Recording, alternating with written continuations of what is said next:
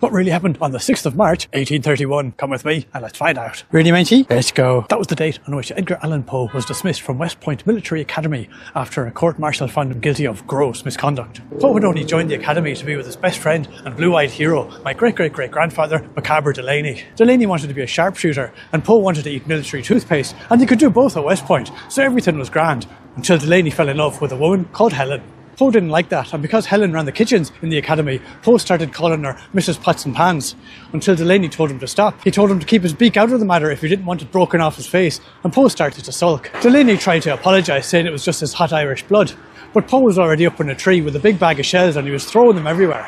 Delaney would have let it go at that, except one of the shells, Pistachio, hit him in the eye. And it was his good eye too, the one he needed for sharpshooting. And he'd need to sharpshoot if he wanted to look after a wife. Within seconds, Delaney's good eye had swelled up to 3 times its size, and it was watering so much he couldn't see anything.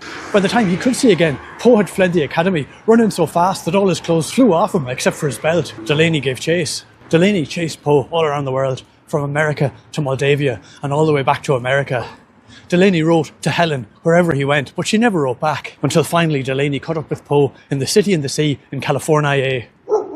Poe was up in a tree again, of course, still only wearing his belt if you'll believe that.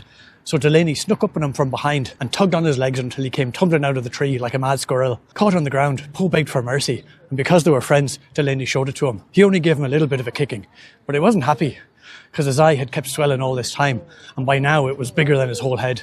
But no sooner had Delaney said the magic words, "Ah, you're all right so," than Poe got up and ran away, and then he started laughing. The icy hand of suspicion curled around Delaney's heart, and he climbed up into the tree where Poe had been sitting, and there he found a message in a bottle written by Helen to Poe, making fun of Delaney's big eye. Well, they found Delaney at the foot of that tree with his skull cracked open, his blood splashed everywhere, and his big massive eye lying on the ground, glaring out westwards to the military academy, where even now Poe and Helen were probably laughing at him. And no doubt they would have been, except Poe had returned to the academy, still only in his belt, and immediately got himself kicked out. The big idiot.